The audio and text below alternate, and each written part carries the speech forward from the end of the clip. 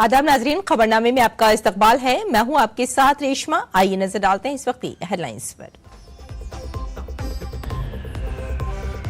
महाराष्ट्र इंतखाबात में उम्मीदवारों के नामों पर बीजेपी की मरकजी इलेक्शन कमेटी की मीटिंग आज। कल पीएम मोदी की मौजूदगी में झारखंड के नामों पर किया गया था गौर खौज।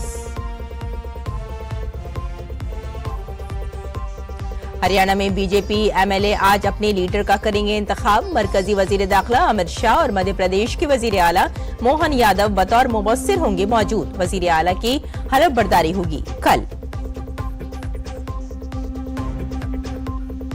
उमर अब्दुल्ला आज जम्मू कश्मीर के वजीर आला के तौर पर लेंगे हलफ। इत्तेहाद के 8 दीगर एमएलए भी वजीर के तौर पर लेंगे हलफ।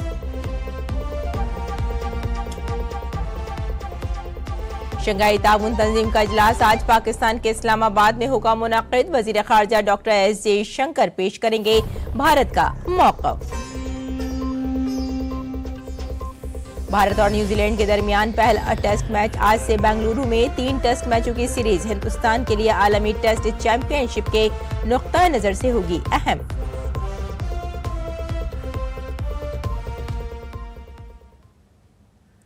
और आइए नाज़रीन, अब खबरों पर डालते हैं तफसील से नजर। महाराष्ट्र की तमाम 288 असेंबली सीटों के लिए इंतखाबात 20 नवंबर को होंगे। अब तमाम सियासी जमातों के लिए अहम मसला ये है कि उनका उम्मीदवार कौन होगा। महाराष्ट्र में तकरीबन तमाम जमातें किसी न किसी के साथ इत्तेहाद में हैं। बीजेपी भी महायुति का हिस्सा है, इसलिए सीट शेयरिंग करना पड़ सकता है।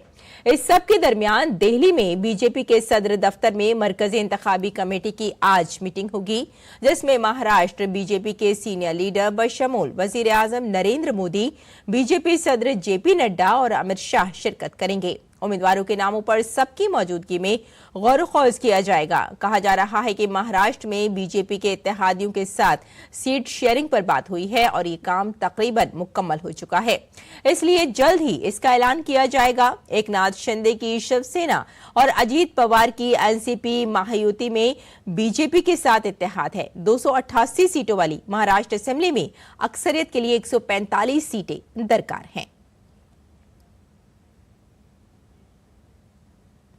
महाराष्ट्र की तमाम 288 असेंबली सीटों के लिए इंतखाबात 20 नवंबर को होंगे। अब तमाम सियासी जमातों के लिए अहम मसला यह है कि उनका उम्मीदवार कौन होगा।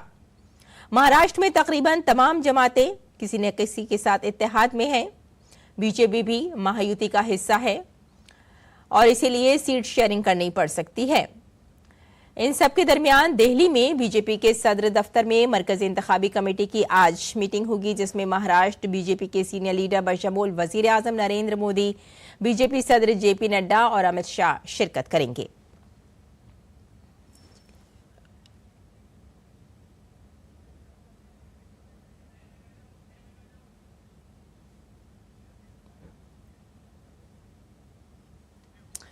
आगे बढ़ते हैं। बीजेपी कानून साज पार्टी की मीटिंग आज हरियाणा में होगी। इजलास में पार्टी रहनुमा का इंतखाब किया जाएगा। नायब सिंह सैनी, जिन्होंने मार्च में मनोहर लाल की जगह हरियाणा के वजीर आला के तौर पर ओहदा संभाला था, रियासती असेंबली इंतखाबात में बीजेपी के वजीर आला के उम्मीदवार थे और इम्कान है कि वो वजीर आला के ओहदे के लिए मुंतखब हो जाएंगे। मरकजी वजीर दाखिला अमित शाह और मध्य प्रदेश के वजीर आला मोहन यादव हरियाणा में रियासती कानून साज पार्टी के रहनुमा के इंतखाब के लिए मरकजी मुबस्सिर हैं। पंचकुला में पार्टी दफ्तर में होने वाली मीटिंग में रियासती कानून साज पार्टी के लीडर का इंतखाब किया जाएगा। हरियाणा में नई हुकूमत कल हलफ उठाएगी। हरियाणा में हुए असेंबली इंतखाबात में बीजेपी ने तीसरी बार कामयाबी हासिल की है। 8 अक्टूबर को नताइज का ऐलान किया गया, जिसमें 90 रुकनी असेंबली में बीजेपी ने 48 जबकि कांग्रेस ने 37 सीटों पर कामयाबी हासिल की।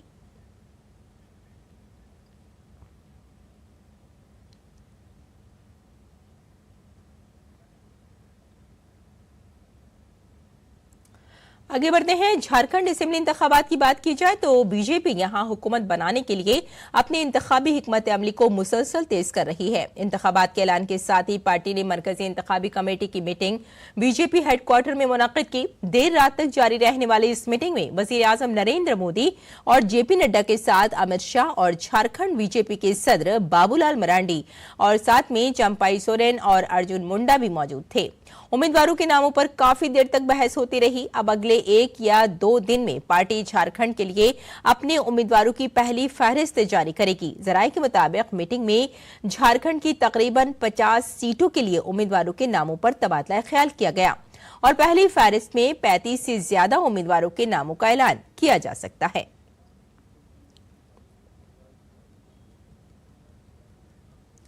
झारखंड में 13 और 20 नवंबर को 2 मरहलों में वोटिंग होगी। 2019 के असेंबली इंतखाबात में जेएमएम को 30, कांग्रेस को 16, आरजेडी और सीपीएम को एक-एक सीट मिली थी, जिसके बाद इस इत्तेहाद ने हुकूमत बनाई थी, जबकि बीजेपी को 25 सीटें मिली थी।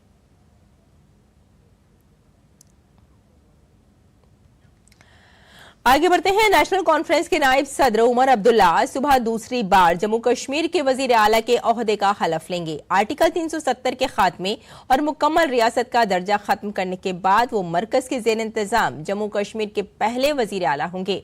असेंबली इंतखाबात में कामयाबी के बाद उमर अब्दुल्ला ने पीर को हुकूमत बनाने का दावा पेश किया था। फिर एलजी मनोज सिन्हा ने उन्हें हुकूमत बनाने की दावत दी। 1998 में अपनी सियासत का आगाज करने वाले उमर अब्दुल्ला को सीपीएम, आम आदमी पार्टी, कांग्रेस और 5 आजाद उम्मीदवारों की हिमायत हासिल है।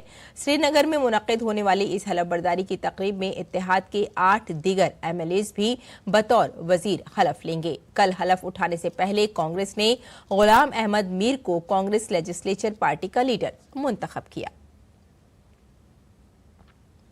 आगे बढ़ते हैं। केरल के वायनाड लोकसभा सीट पर होने वाले ज़िमनी इंतखाबात के लिए पार्टी की जनरल सेक्रेटरी प्रियंका गांधी कांग्रेस की उम्मीदवार होंगी।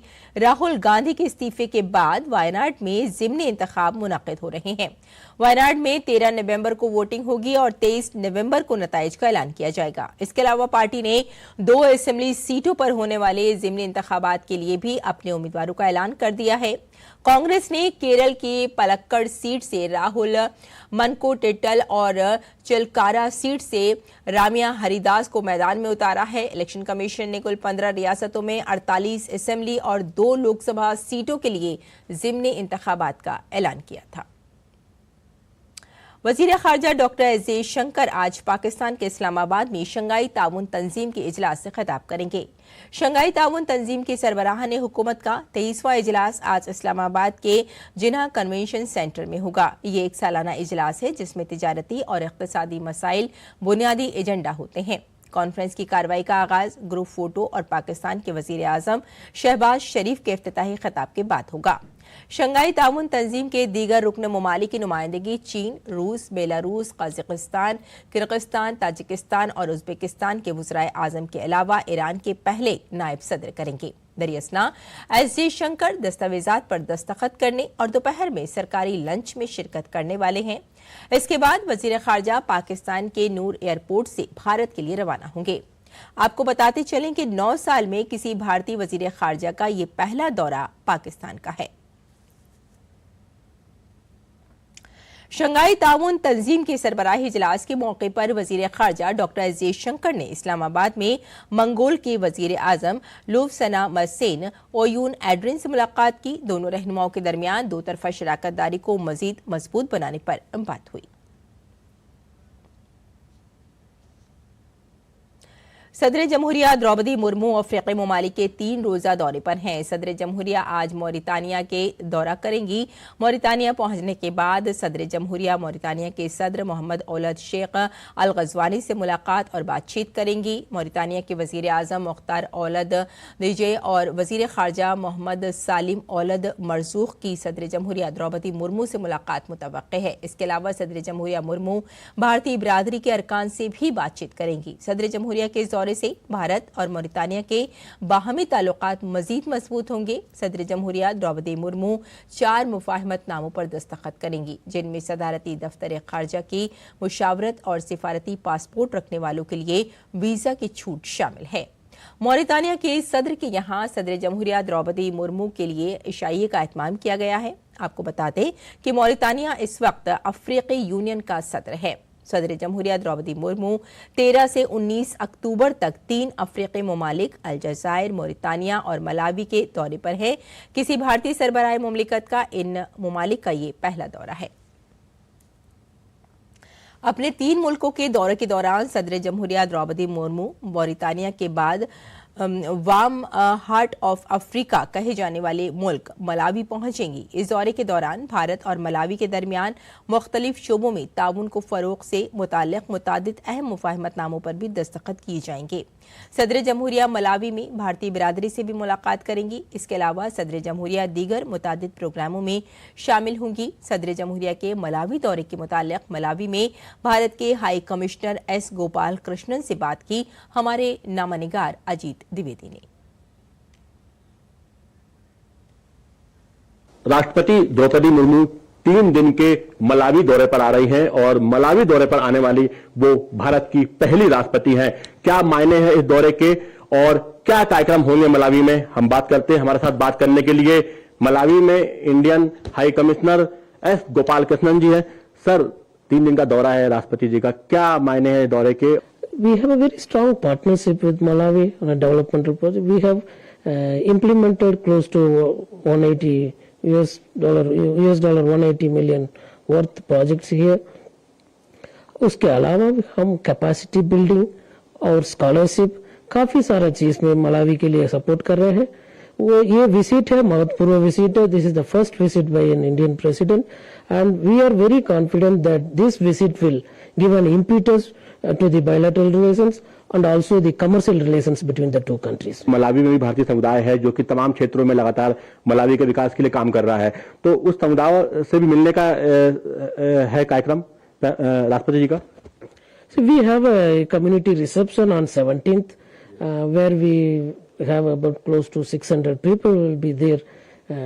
So यहाँ का जो इंडियन कम्युनिटी है बहुत खुशी है प्रेसिडेंट का विजिट में, इसलिए ये महत्वपूर्ण हिस्टोरिक विजिट है। After 60 years of the diplomatic relations established between the two countries, ये हो सकता है किसी को लाइफ लॉन्ग मेमोरी हो सकता है ये विजिट। इस हिसाब से I think it's a very important visit for us. कहीं ना कहीं इस दौरे से भारत और मलावी के जो संबंध हैं वो और मजबूत होंगे और भारत जिस तरीके से मलावी की लगातार मदद करता रहा है तमाम क्षेत्रों में, उस मदद को और मजबूती मिलेगी। कैमरामैन तम्बुनाथ मिश्रा के साथ Ajit Dwivedi, DD news, Lilongwe, Malawi. और नायब सदर जमहूरिया जगदीप धनखड़ आज से आसाम और मेघालय के 2 रोजा दौरे पर होंगे। नायब सदर जमहूरिया आज न्यू शिलोंग के मोडियांग डियांग में Meghalaya skills and innovation repo hub का दौरा करेंगे और संग बुनियाद रखेंगे। इसके बाद नायब सदर जमहूरिया IT पार्क का भी दौरा करेंगे और रियासत के वजीर आला और दीगर आला हुक्काम से मुलाकात करेंगे। शाम को नायब सदर जमहूरिया के एजाज में रियासती इस्तकबालिया का एहतमाम किया जाएगा। शिलोंग के राजभवन के दरबार हॉल में मुनक्किद होने वाली इस तकरीब के दौरान एक सकाफती प्रोग्राम का भी इनकाद किया जाएगा। वजीर दिफा राजनाथ सिंह ने कहा है कि भारत एक अमन पसंद मुल्क है लेकिन अपनी सरहदों की हर तरह से हिफाजत करने की सलाहियत भी रखता है, इसलिए जरूरी है कि पड़ोसी ममालिक भी समुद्री हुदूद पर अमल करें। राजनाथ सिंह ने ये बात VLF स्टेशन का संग बुनियाद रखने की तकरीब में कही।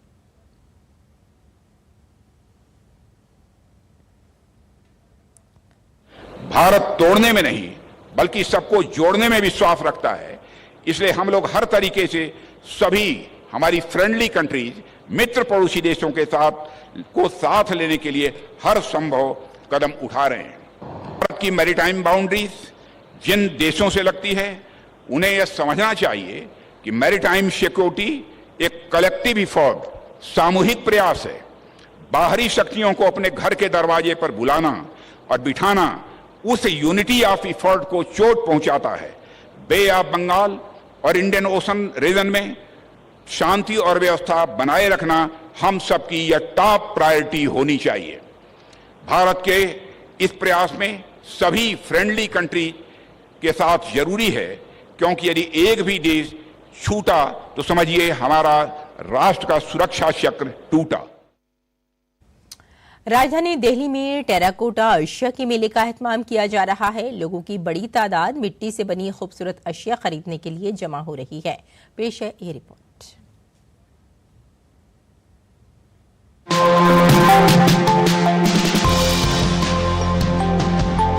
त्योहारी मौसम है, ऐसे में अगर आप अपने अपनों के लिए कुछ खास खरीदना चाहते हैं, उन्हें कोई तोहफा देना चाहते हैं या अपने घर को सजाना चाहते हैं, तो यहाँ पर एक बहुत ही खूबसूरत फेस्टिवल का आयोजन किया गया है राजधानी दिल्ली के त्रिवेणी आर्ट गैलरी में, टेराकोटा फेस्ट।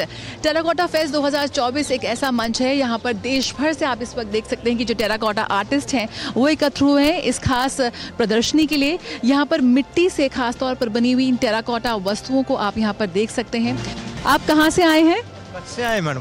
कच्छ से आए हैं? जी जी जी। अच्छा, क्या क्या लाए हैं आप यहाँ पर? हमने प्लेट्स है, दिवाली के लिए दिए हैं, अलग अलग कैंडल्स है। तो हमारा ये इसमें ऑक्साइड कोई नहीं है, ये पूरा नेचुरल कलर है, आप इसे वॉश भी कर सकते हैं, कोई प्रॉब्लम नहीं है। और जो ये ब्लैक है ये नदी नहर से पत्थर ढूंढ के लाते हैं, उससे कलर बनाते हैं। वाइट है वो भी क्ले है और रेड है वो भी क्ले है। तो इसमें खाना खा सकते हैं, लेड फ्री है और ये आसानी से हम साफ भी कर सकते हैं। और इसमें खाना खाने से हमारा सेहत अच्छा बनता है और डायबिटीज़ वाले के लिए तो ये 100% फ़ायदे कारक है ये।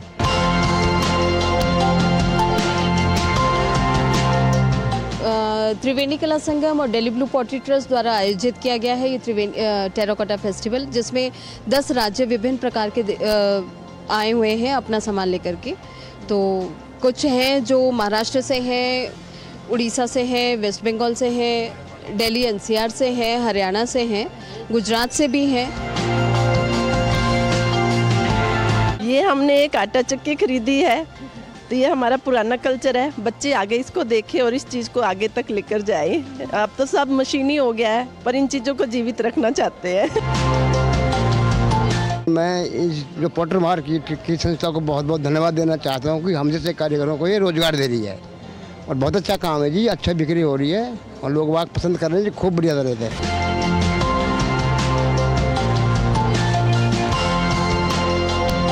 लैंप लिया है जिसमें जोत जलती है ना, उस तरह का, काफ़ी अच्छे अच्छे डिज़ाइन है इनके पास। बाउल टाइप में भी हैं और भी एनिमल टाइप में भी डिज़ाइन हैं, काफ़ी अच्छा काम है।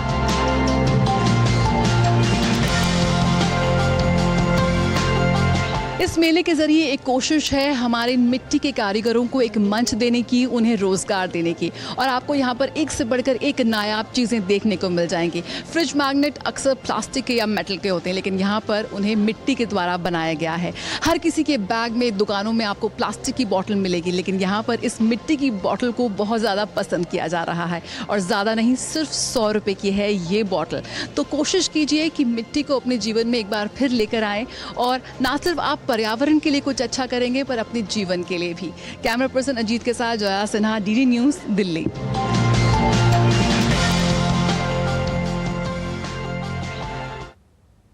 और गुजरात के गिर जंगलात में एशियाई शेर देखना चाहते हैं तो आपको मोहतात रहना होगा, क्योंकि गिर की शेर सफारी की बुकिंग के लिए कई गैर मजाज वेबसाइट्स के जरिए सयाहों से कई गुना ज्यादा कीमतें वसूल करने की इत्तलात मौसूल हुई हैं। ये वेबसाइटें बिल्कुल सरकारी वेबसाइट की तरह नजर आती हैं, लेकिन एजेंटों के जरिए चलाई जाती हैं। महकमा जंगलात ने सयाहों से अपील की है कि वो सिर्फ gov.in डोमेन वाली मजाज वेबसाइट से ही बुकिंग करें।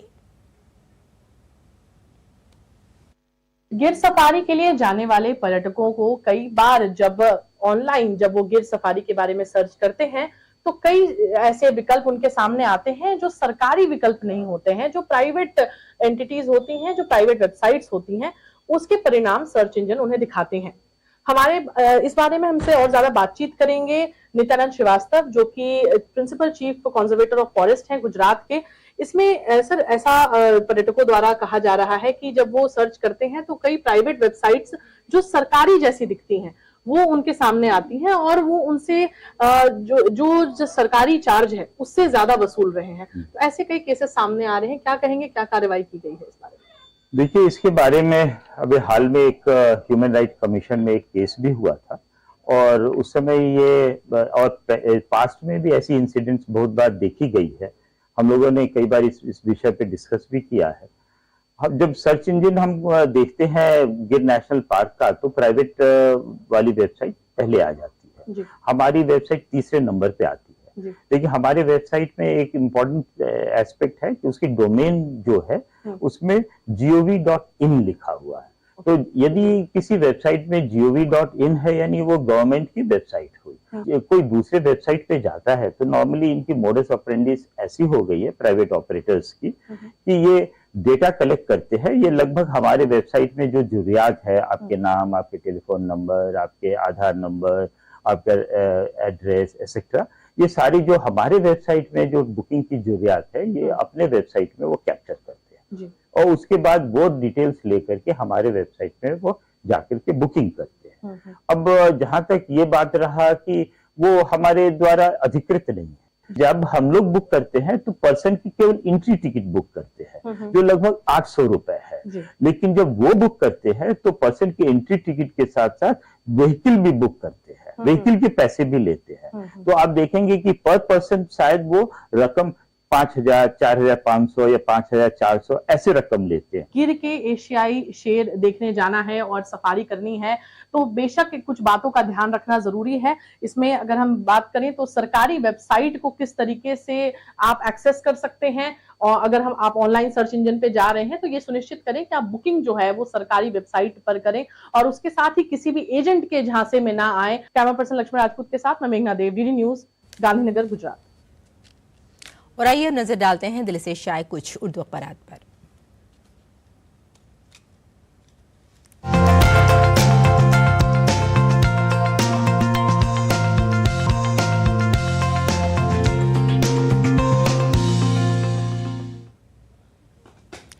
तो नाज़रीन, अखबारात के जायजे में अगर सारे ही अखबारों पर तकरीबन नज़र डाली जाए तो कल इलेक्शन कमीशन ने एक प्रेस कॉन्फ्रेंस की थी जिसमें कहा था कि महाराष्ट्र में 1 और झारखंड में 2 मरहलों में असेंबली इलेक्शन का उसने ऐलान किया और झारखंड में 81 असेंबली सीटों के लिए 13 और 20 नवंबर को, और महाराष्ट्र की बात करें तो 288 असेंबली सीटों के लिए 20 नवंबर को पोलिंग बताई है इलेक्शन कमीशन ने। और नताइज का भी ऐलान हो चुका है, 23 नवंबर को नताइज का ऐलान किया गया और 48 असेंबली और 2 लोकसभा सीटों के लिए भी ज़िमनी इंतखाबात होने हैं। साथ ही आपको यहाँ ये भी बताते चले इस खबर के साथ ही कि आज महाराष्ट्र इंतखाबात में उम्मीदवारों के नामों पर मरकजी इलेक्शन कमेटी की आज मीटिंग भी होगी और बीजेपी की मरकजी इलेक्शन कमेटी की जो मीटिंग होगी उसमें कई अहम मुद्दों पर भी बातचीत की जाएगी। और अगली खबर भी देख लेते हैं, डिजिटल इंडिया से बदल गया हिंदुस्तान, जल्द ही 6G सर्विस पर काम किया जाएगा। आपको यहाँ बता दें कि वज़ीर आज़म नरेंद्र मोदी ने हिंदुस्तान में मवासलाती इनकलाब के मैदान में हालिया बरसों में होने वाले जो पेशरफ्त है उस पर एक अहम करार किया है और कहा है कि हिंदुस्तान मवासलात और टेक्नोलॉजी के मामले में दुनिया का सबसे मुतहरिक मुल्क है और मवासलात में कामयाबी आज के हिंदुस्तान का मिशन भी बताया गया है। आपको यहाँ ये भी बता दें कि इंडिया मोबाइल कांग्रेस 2024 के इफ्तिताह के मौके पर वज़ीर आज़म नरेंद्र मोदी ने ये लोगों से अपील की है और लोगों को बताया है कि डिजिटल इंडिया से भारत जो है बिल्कुल बदल चुका है। और एक और खबर नाजरीन आप तक पहुंचा देते हैं, ज्यादातर अखबारात ने इसे भी अपनी सुर्खियों में जगह दी है कि सुप्रीम कोर्ट में लगाई गई जस्टिस क्लॉक, जी हां, एक खास किस्म की ये एक वॉल की तरह है जैसे जस्टिस क्लॉक कहा गया है। आपको बता दें कि सुप्रीम कोर्ट में जस्टिस क्लॉक जो लगाई गई है, ये जस्टिस क्लॉक अवाम में बेदारी पैदा करने के लिए उठाया गया एक बेहतर कदम माना जा रहा है। इस जस्टिस क्लॉक का मकसद अवाम को अदालती शोबे के बारे में मालूमात फराहम करना है और अदालती शोबे के मुख्तलिफ स्कीमों की तशहीर भी करना है और साथ ही अदालती शोबे से मुतालिक इलाकों की सूरत हाल के बारे में भी आवाम को आगाह करना है। कुल मिलाकर कह सकते हैं कि जस्टिस क्लॉक लोगों को फायदा ही पहुंचाएगी। और एक और खबर जो खास खबर हो जाती है अखबारात के लिए, आपको बता दें कि उमर अब्दुल्ला की हलफ बर्दारी आज होगी। कांग्रेस को सिर्फ एक वजारत ही मिल पाएगी। आपको यहाँ ये बताते चलें कि आज 11:30 बजे ये हलफ बर्दारी की तकरीब होगी और आर्टिकल 370 और मुकम्मल रियासत का दर्जा खत्म करने के बाद जम्मू कश्मीर यूनियन टेरिटरी के पहले वजीर आला होंगे उमर अब्दुल्ला। और असेंबली इंतखाबात में कामयाबी के बाद उमर अब्दुल्ला ने पीर को हुकूमत बनाने का दावा पेश किया था और आज हलफ बर्दारी की तकरीब की जाएगी।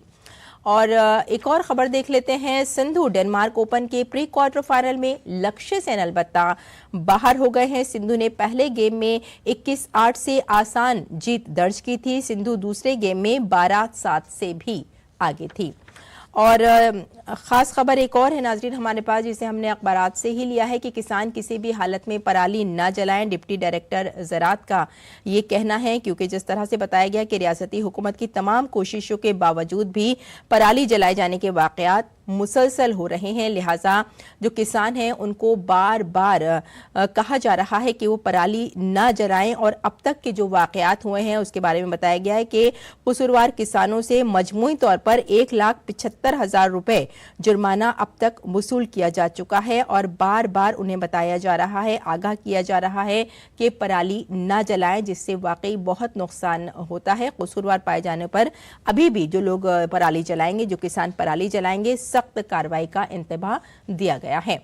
और चलते चलते नाज़रीन आइए एक और खबर देख लेते हैं। लेबनान को एक नस्ल खो देने का खतरा लाहक है। जी हाँ, अक़वाम मुत्तहिदा की ये एक रिपोर्ट है। अक़वाम मुत्तहिदा के बच्चों से मुतालिक ज़ेली इदारे यूनिसेफ ने कहा है कि लेबनान में गुज़िश्ता 3 हफ्तों में 400,000 से ज़्यादा बच्चे अब तक बेघर हो चुके हैं। एक आला ओहदेदार ने पीर के रोज़ छोटे से मुल्क में एक पूरी खोई हुई नस्ल के बारे में मुतनब्बे किया है, जो मुतादिद बहरानों से दो चार हैं। और अब इसराइल ने लेबनानी अस्करियत पसंद ग्रुप हिजबुल्लाह के खिलाफ अपनी मुहिम को तेज़ कर दिया है, जिससे वहाँ के लोगों को तो फ़र्क पड़ेगा ही, लेकिन ख़ास तौर पर जो बच्चे हैं वो काफ़ी बहरान का सामना करते हैं और बेघर हो जाते हैं, जिसकी वजह से उनकी आने वाली जो नस्ल है वो कहीं ना कहीं मुतासिर ज़रूर होगी। यानी एक नस्ल पूरी खो देने का खदशा जाहिर किया है अक़वाम मुत्तहिदा ने। तो नाज़रीन, ये था अखबारात का मुख्तसर जायज़ा। और आइए अब लौटते हैं बुलेटिन की जानिब। कुछ और खबरों पर आइए नजर डालते हैं। भारत और न्यूजीलैंड के दरमियान 3 टेस्ट मैचों की सीरीज का आगाज आज से हो रहा है। सीरीज का पहला मैच बेंगलुरु में खेला जाएगा। हाल ही में बांग्लादेश के खिलाफ खेली गई टेस्ट सीरीज जीतने वाली टीम इंडिया की नजरें न्यूजीलैंड के खिलाफ सीरीज में अपनी साबिका कारकर्दगी को बरकरार रखने पर होंगी। न्यूजीलैंड के खिलाफ ये सीरीज भारत के लिए आलमी टेस्ट चैंपियनशिप के नुक्ता नजर से अहम है। दूसरी जानिब न्यूजीलैंड की टीम को हाल ही में श्रीलंका के खिलाफ 2 टेस्ट मैचों की सीरीज में शिकस्त का सामना करना पड़ा। ऐसे में मेहमान टीम भारत के खिलाफ पहला टेस्ट मैच जीतना चाहेगी। और अब मौसम का मिजाज।